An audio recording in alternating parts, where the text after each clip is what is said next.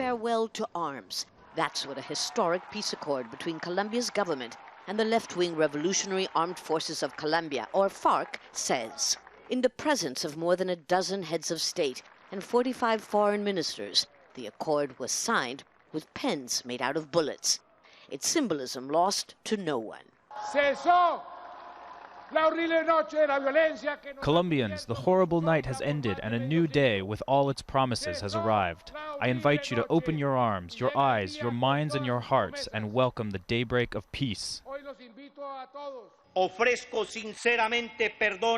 In the name of the FARC, I ask the victims of the conflict for forgiveness for all the pain that we have caused them during this war.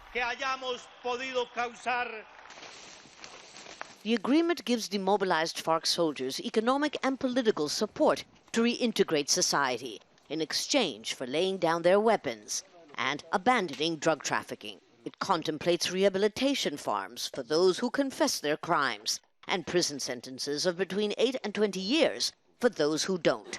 In the town of San Jacinto, once ravaged by the conflict, 84-year-old hammock weaver Luis Carlos BREVIA is satisfied. I don't want any more war, with people killing each other out here on the streets. I want peace for my children and grandchildren. But many of his compatriots disagree, including influential former President Álvaro Uribe, who led a protest march through Cartagena just hours before the signing ceremony. This gives impunity and eligibility to run for office to the highest leaders of the FARC, the world's largest cocaine trafficking cartel. But some justice experts say the accord is in fact a work of art. Include justice, include punishment, include peace, include reparation for the victims. Compare this with happening in Iraq today. It's a disaster, there's no justice there.